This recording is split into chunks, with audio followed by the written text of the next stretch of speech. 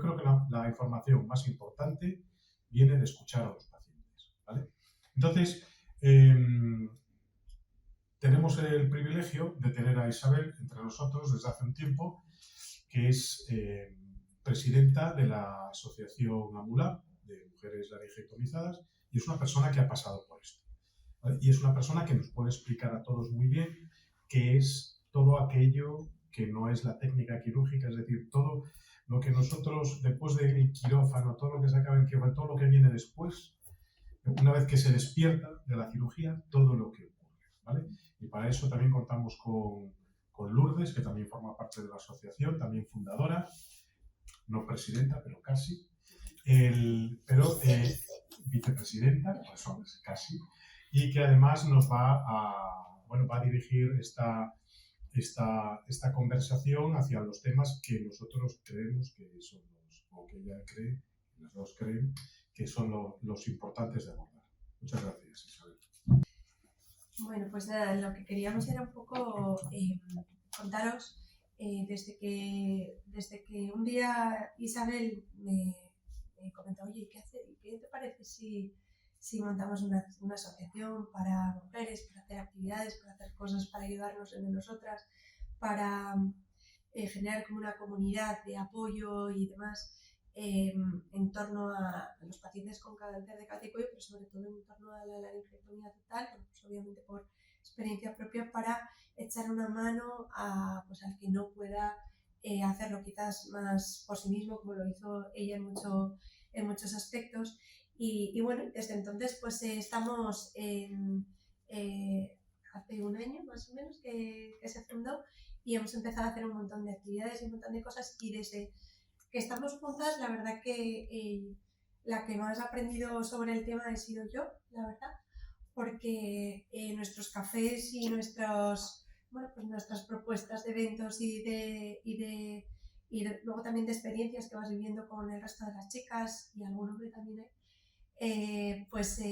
la verdad que aprendes muchísimo más que yo sinceramente no tenía ni idea de que existía, o sí que sabes, sí que intuyes, sí que te puedes poner en su situación, ¿no? Más o menos, pero nunca obviamente hasta el punto en el que están ellas y ellos. Y a raíz de todos estos encuentros, cafés y demás, la verdad que mi conocimiento ha ido para arriba y sobre todo a la hora de revisar, a la hora de dirigirme incluso hacia los pacientes, a la hora de valorar las necesidades que tienen posteriores, pues me ha cambiado por completo la visión, ¿vale? Y bueno, pues también queríamos en este curso trasladar todo eso que hemos ido viendo y aprendiendo, pues para compartirlo un poco y que vayáis también. Pues la propuesta sobre todo es que habléis también mucho con los pacientes, porque tienen pues muchísimo que enseñar para mejorarnos a nosotros como profesionales, ¿no? Una de las cosas que aquí hemos visto, no sé si en Colombia será igual, pero en España es así, no existe una rehabilitación digamos muy pautada, muy coordinada.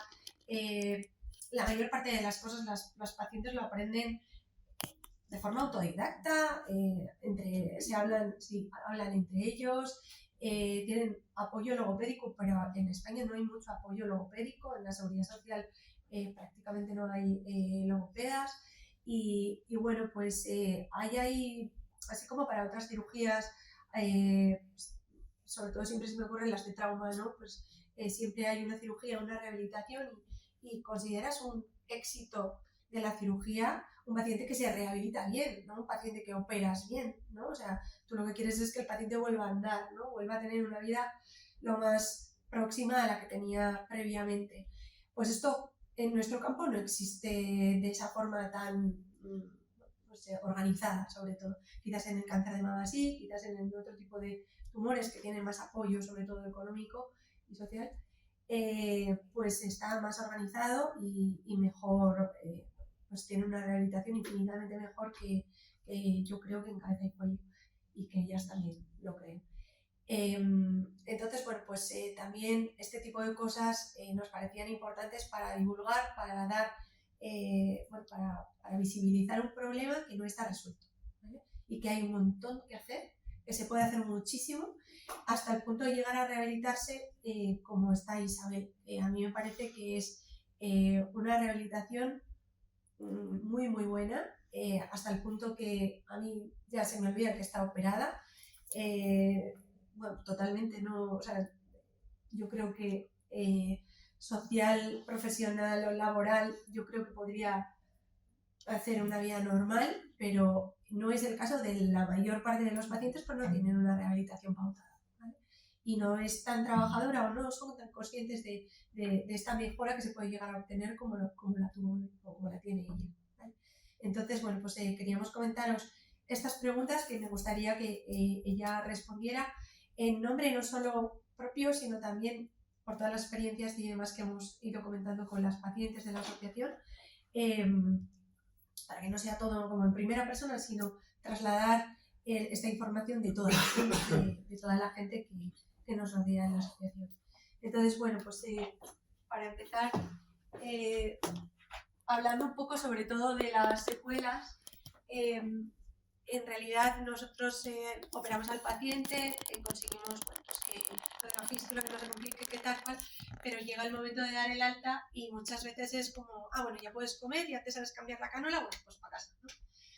Y a veces, bueno, pues se nos olvida un poco que, claro, no se nos olvida, obviamente, pero nos dejamos un poco más de lado aquellos aspectos más del después, ¿no? De las secuelas que van a tener después o los problemas que pueden tener después, y por eso a mí me gustaría que nos explicaras un poco qué es lo que a ti te gustaría o qué es lo que la gente crees que debería saber antes de marcharse a casa para no enfrentarse a pues una llegada a casa un poco quizás, bueno, no sé cuántas si quieres. Caótica.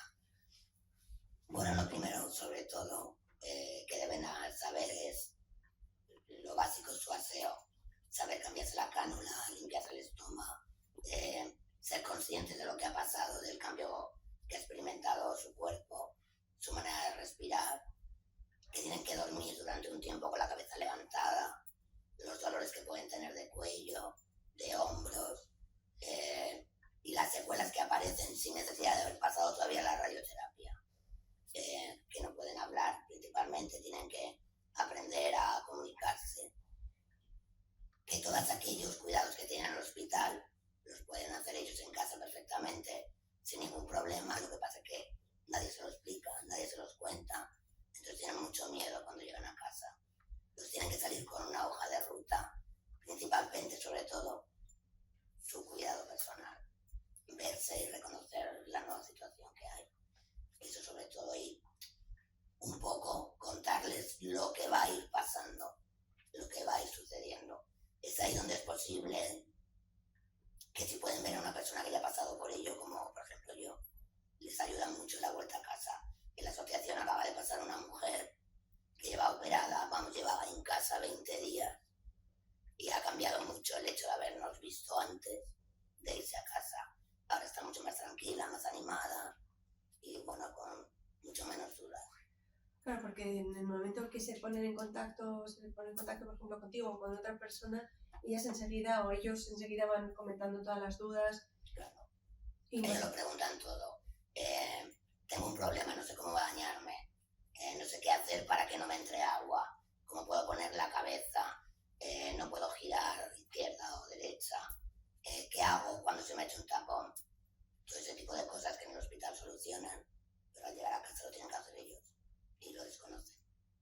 ¿Y a ti te parece que el problema más importante al llegar a casa es el miedo y el desconocimiento? La falta de información. La falta de información. Tú sales por la puerta de alta y hasta la revisión que te toca, ya nadie te cuenta nada más.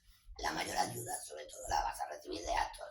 Ellos quizás son un poquito el mayor nexo de unión para algunos problemas, pero hay otros a los que tampoco ellos alcanzan, porque tampoco los conocen.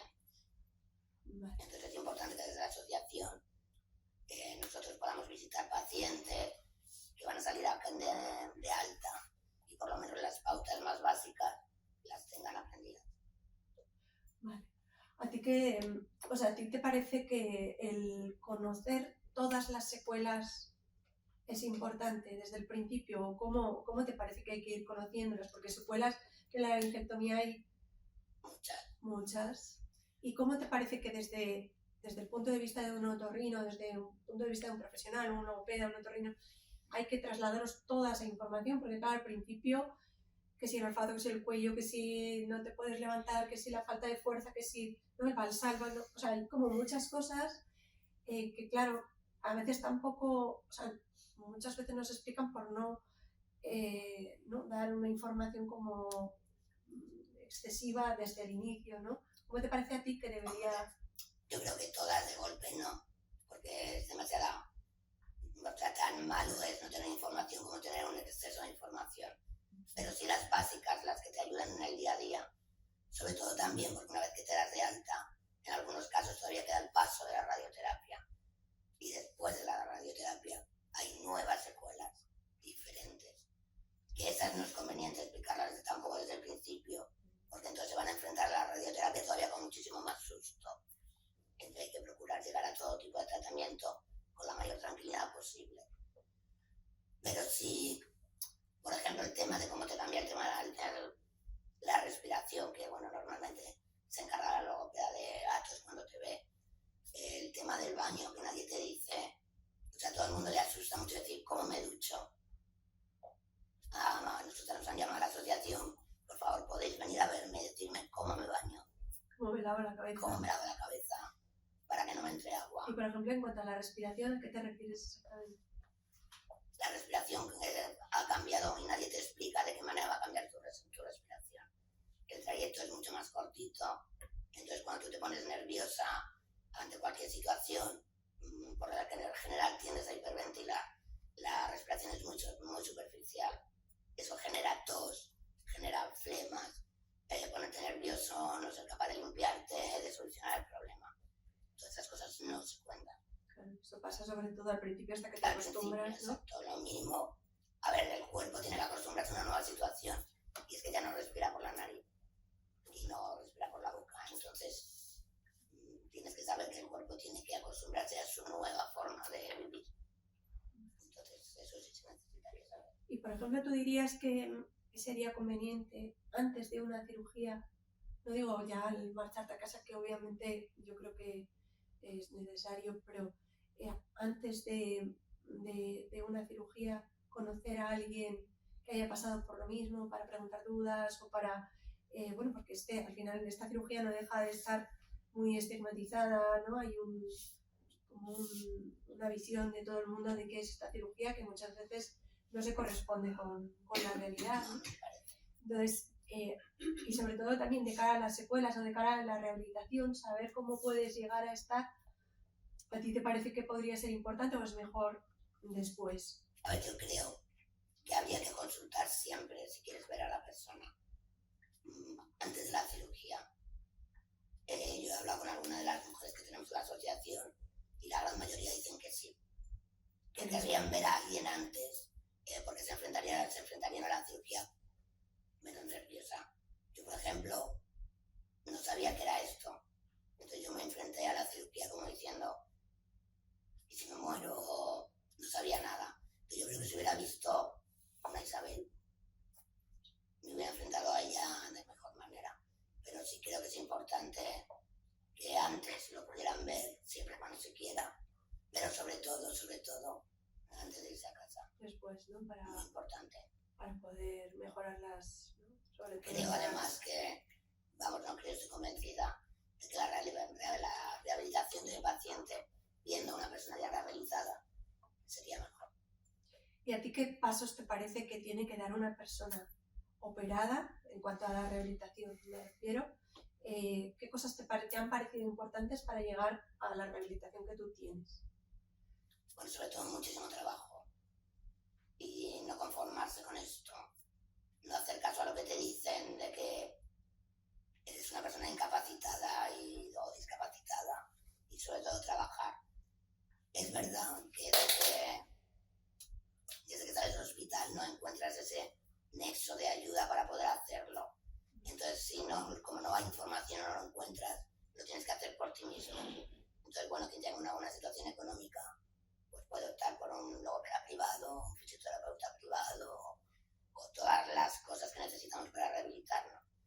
parece importante un logopeda, ¿no? Un logopeda, un nutricionista, Un un fisioterapeuta. fisioterapeuta, en algunos casos incluso ayuda de odontólogos, porque con la radioterapia se pierde, claro, en muchos casos, muchísimas piezas dentales, un psicooncólogo. ¿Te parece importante la figura del psicooncólogo? Sí, me parece importante, y sobre todo para quitarte un poco el miedo a que ya no hay nada más allá de esto, porque al ser un cáncer tan mutilante y que va aparentemente incapacita mucho, porque solo es aparente, pues la ayuda de un psicooncólogo te ayudaría bastante.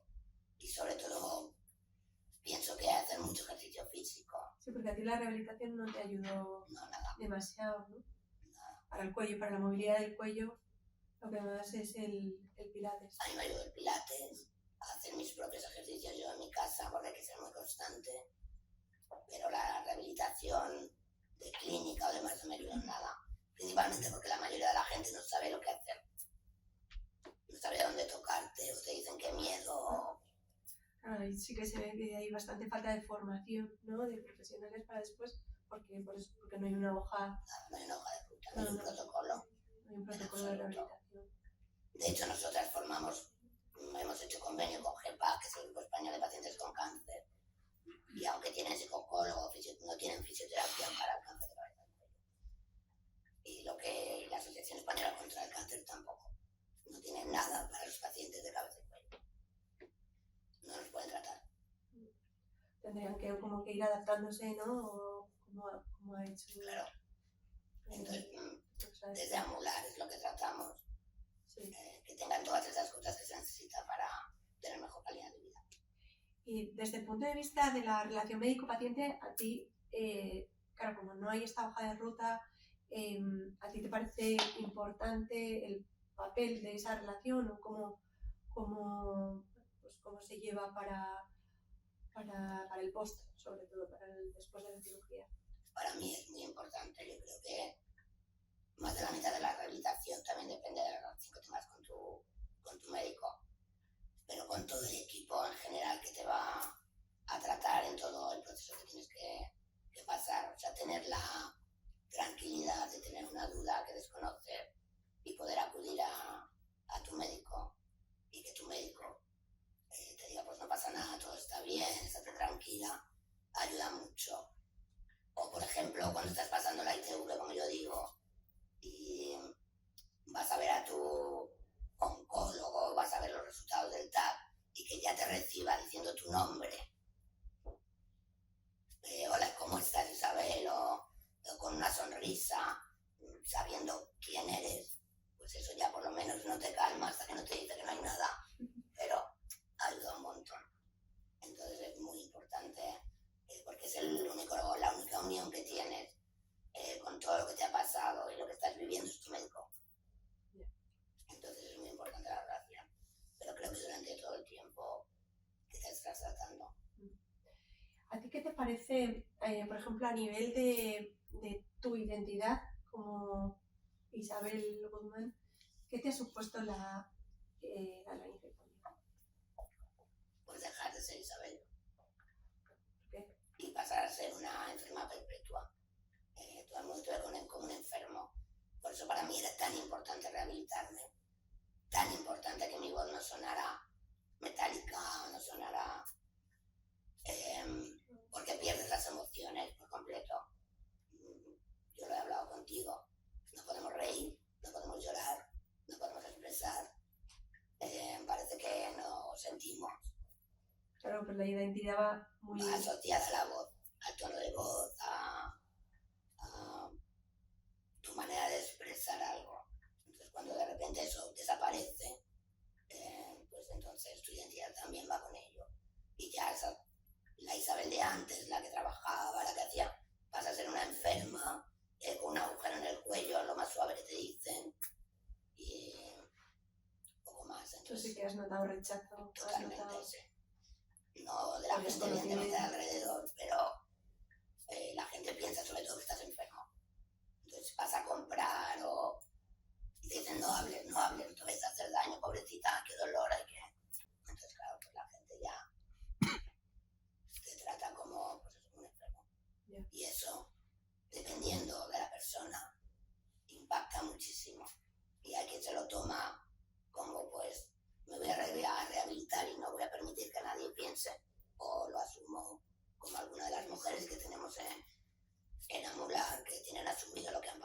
quieren mejorar, se quedan así.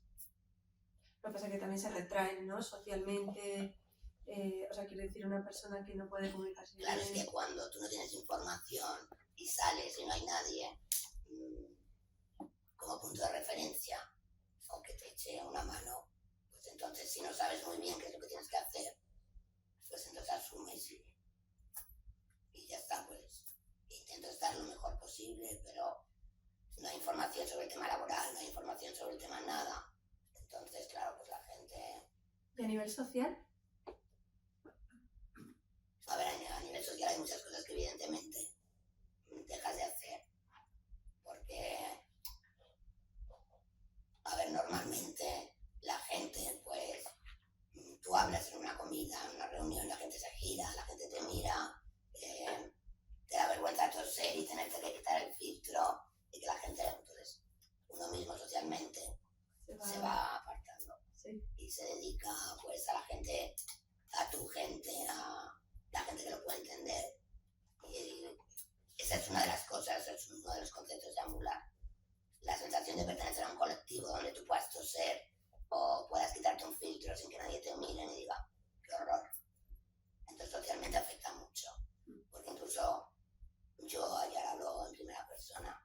Yo tengo mis amigas de toda la vida y hay veces que no me han invitado a una cena con música, pues porque no se te oye, tienes que estar pendiente de si te escuchan bien, si no te escuchan. Entonces la gente también llega un momento que se va apartando ahí un poquito. Entonces socialmente afecta muchísimo.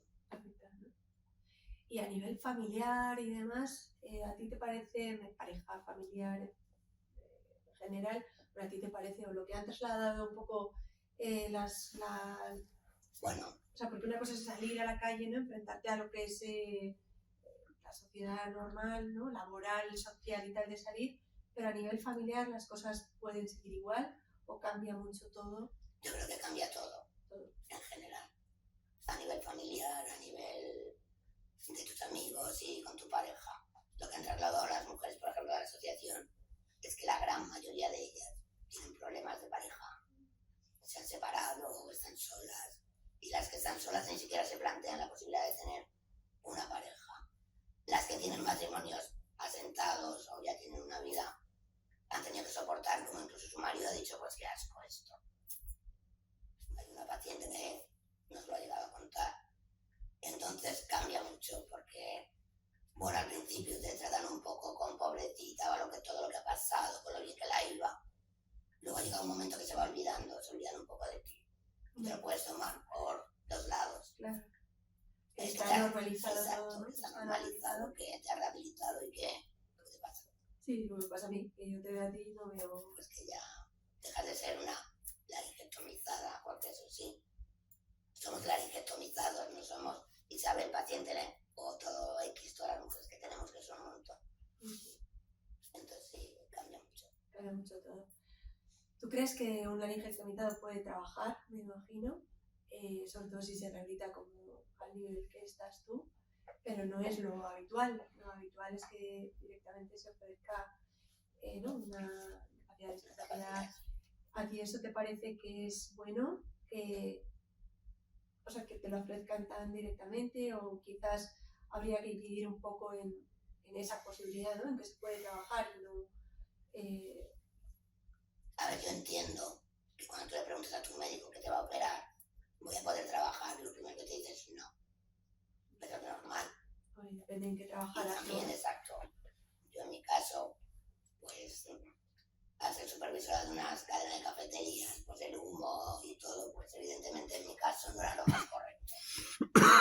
Pero yo quería volver a trabajar sin duda alguna. Y para mí, de hecho, era un reto. Entonces, a ver, yo pienso que a la hora de recuperar tu vida laboral depende mucho también de la edad de la persona, de la vida que tiene, cuándo se va a someter a esa cirugía.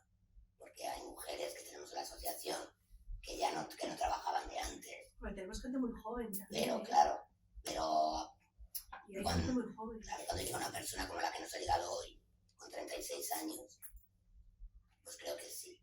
Que sí. Y además creo que le ayuda a rehabilitarse. y económicamente, bueno, en todos los, pues ahora hay un poco de corriente de decir, ¿no? Bueno, que el cáncer también en general supone un problema económico, y tú también lo comentabas el otro día. Pasar por un cáncer de esas características económicamente salpica mucho. Tienes que tener una economía saneada en algunos casos para poder enfrentarte a lo que viene después. De hecho, muchas de nuestras pacientes no están rehabilitadas porque económicamente les han quedado unas pensiones horribles.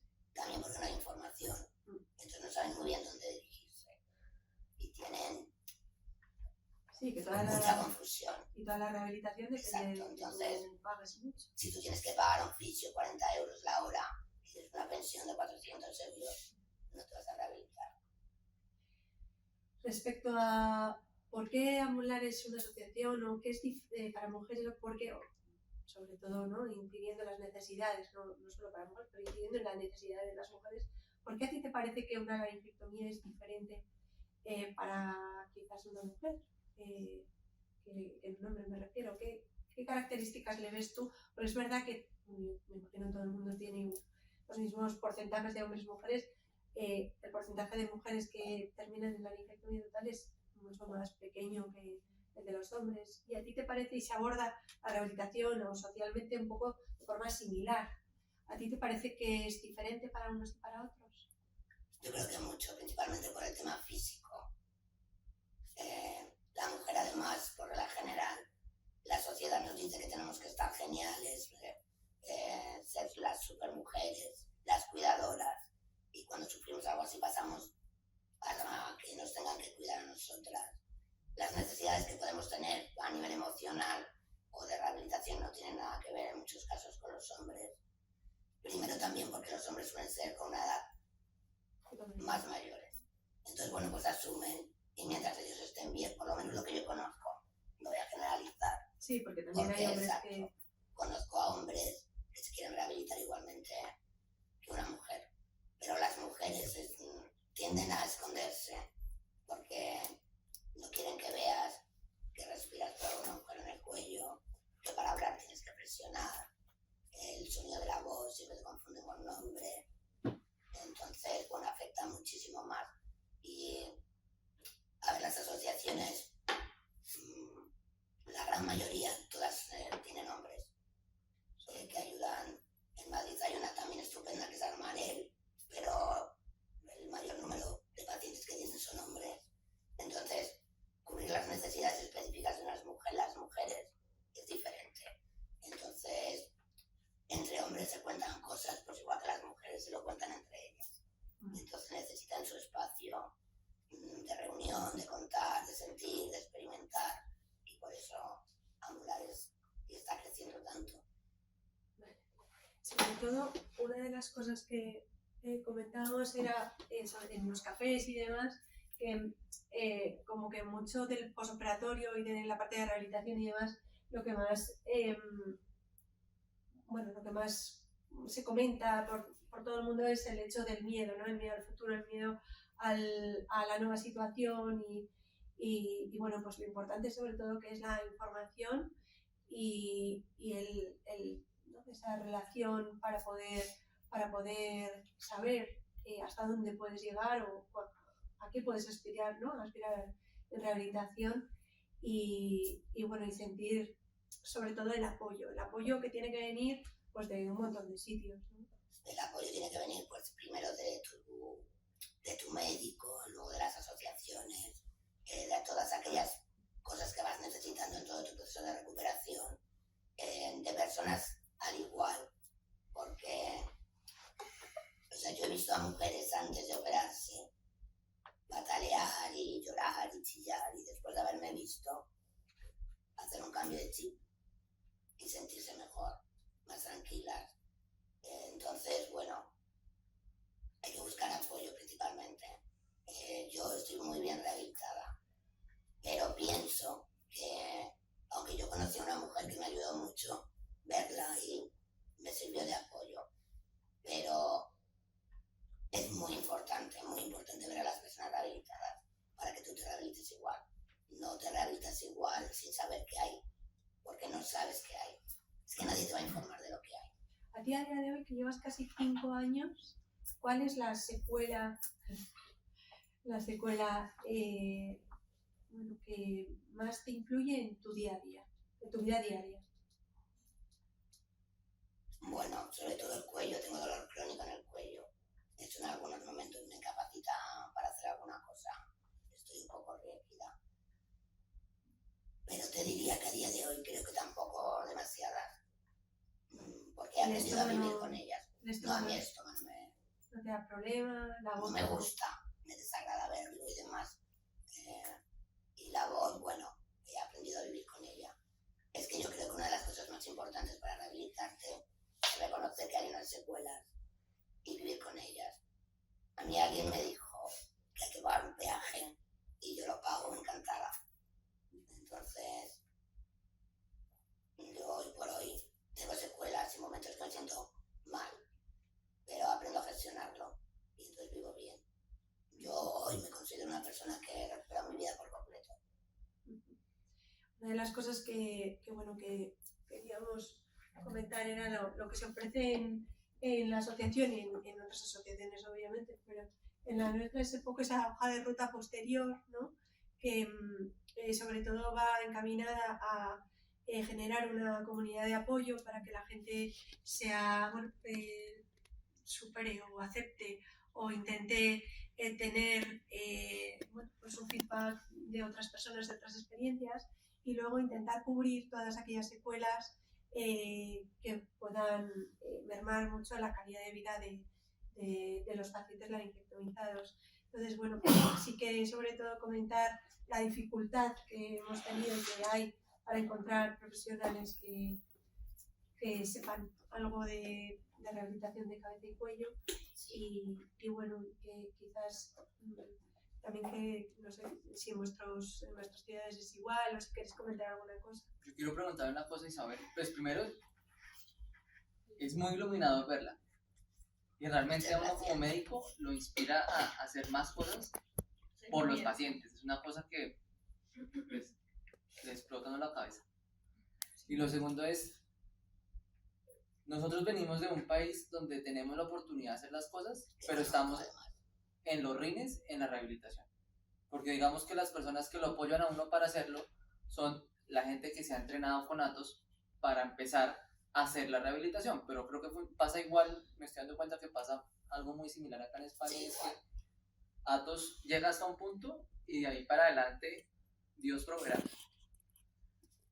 ¿Qué considera usted y qué tiempo considera usted que le toma a una persona no para rehabilitarse funcionalmente al 100%, porque eso es un proceso muy personal, pero que usted diga, mire, después de una cirugía con la colocación de una válvula, un acompañamiento decente, va a empezar a tener una vida medianamente normal? Porque a la gente le preocupa eso, como decir, listo, yo me voy a operar, me hacen una laringectomía, pero ¿cuánto tiempo voy a estar empezando a tener una calidad de vida aceptable para enfrentarme de nuevo a la sociedad? 1 año y medio por lo menos. Después de la radioterapia. Después de la radioterapia. Mínimo para decir, bueno, pues ahora ya voy a dejar esto atrás y voy a intentar recuperar mi vida completamente al 100%. Para sentirse un bien. acompañamiento, digamos, profesional, ¿por cuánto tiempo creías que una persona laringectomizada pudiera estar ya segura o libre o bueno, sin miedo? Bueno, también depende de la persona, pero más o menos un tiempo promedio, es decir, yo ya puedo hacerme responsable, puedo manejarlo sin que me sienta atemorizada de tocar. A ver, lo ideal es que eso pase en cuanto tú llegues a tu casa. O sea, lo que tenemos que tratar desde las asociaciones e incluso los hospitales es que cuando ya vayamos a casa del alta, parte de ese miedo haya desaparecido. Yo he intentado sobre todo ser siempre autosuficiente. Entonces, es muy importante que cuanto antes nos quitemos ese miedo, mejor nos va a ir. De hecho, la el día que la dieron el alta, acudió a nuestro evento a los 15 días y se lo pasó pipa. Pero ella ya tenía una serie de pautas de una hoja de ruta que nos habíamos encargado de darla. Entonces ella ahora se enfrenta a esto con miedo, todavía le queda la radio, pero más tranquila y además porque sabe dónde puede acudir. Primero a su médico, claro, eso es vital. Y después a una asociación donde hay un montón de mujeres que hemos pasado por ello. Una cosa también que siempre como que incide Isabel es en el trabajo diario. Esto no es tanto como tengo una lesión, ¿no? Juego a no sé qué, me rompo, hago una rehabilitación y ya vuelvo a mi vida normal sin necesitar ayuda. Tú siempre lo dices que es una rehabilitación de por vida, de por vida. Es un trabajo de por vida. Las secuelas son de por vida. Hay temporadas que tienes picos más altos y picos más bajos. Yo hago pilates y cuando dejo de ir a pilates una semana, ya he ido para abajo. Ya he perdido la fuerza del cuello, ya me cuesta levantarme de la cama, me tengo que ayudar con la mano. Entonces todas esas cosas son las que pretendemos hacer desde Amular. De momento todas las cosas que nos ofrecen, todos nos lo ofrecen voluntarios. GEPA, que trabajamos con ellos, nos ofrece psicooncólogo, profesora de pilates. Afortunadamente la profesora de pilates es adaptada al cáncer de base y cuello, De las pocas que hay. de lo poquito que hay. Yo creo que es la única persona que he conocido hasta ahora. Y GEPAC, por ejemplo, es una asociación de pacientes que van todo tipo de hombres, mujeres y todo tipo de tumores. O sea, no es solo de cáncer de cuello, es de todo. Y allí sí que hay pues, un poco más de ayuda, por ejemplo, que en los hospitales o en las unidades. GEPA, que es de lo ahora mismo es lo que más ofrece, porque la Asociación Española contra el Cáncer rotundamente nos ha dicho que no tiene nada para nosotros, directamente con esas Sí, tienen palabras. psicooncología, pero más general, no tan especializado en... No tienen logopeda, no tienen fisio, así nos lo han dicho en una reunión que tuvimos, porque no tienen suficiente número de pacientes como para poner ese recurso. Y realmente el que no sabe le da miedo también intentar ayudar. Claro, es que el que desconoce no, como no lo sabe, pues no te ayuda. Sí. Entonces allí, pues como desconocen completamente, ellos reconocen que es un cáncer agresivo, mutilante, que psicológicamente te destroza emocionalmente, socialmente, laboralmente, de todo. Pero no somos muchos. Entonces no interesamos. Es que no hay muchos recursos, la verdad. Claro, entonces pues dependemos de pues, asociaciones como Amular, como Armarel, como cada uno en su medida, en lo que cada uno necesita. Por eso nosotros hacemos eso. Lo que hemos comprobado sobre todo es que las mujeres cada vez que acuden a las reuniones o a los eventos salen con muchas más ganas de rehabilitarse, de hacer cosas, de todo lo que desconocen, porque nadie las ayuda. Felicitaciones. De verdad, sí, muchas gracias. Muchas gracias. ¿Más preguntas? Una cosita. ¿Pueden acceder con Ya he estado en Colombia. fundar la sede en Colombia? Yo tengo dos preguntas para ti. Bueno, Facilitas. Una yo creo que ya la contestaste parcialmente. ¿Cuál crees que es el impedimento o los impedimentos más importantes? Porque claro, tú estás en el percentil 97 de orientación, una mujer inteligente, desarrollo profesional amplio, vemos que es capaz de contemplar esto desde muchos ángulos. Uno, ya nos has dicho que para una rehabilitación correcta, tú crees que el factor económico puede ser importante. ¿Qué otras cosas habéis encontrado en la asociación que os parece, que habéis observado, que desde el punto de vista del mejor más personal pueden impedir a las mujeres tener una rehabilitación correcta? O sea, no sé, ¿tú crees que, por ejemplo, psicológicamente las mujeres tienen que tener algún perfil o cualquier mujer puede rehabilitarse, pues digo mujer porque Sí, porque estamos hablando.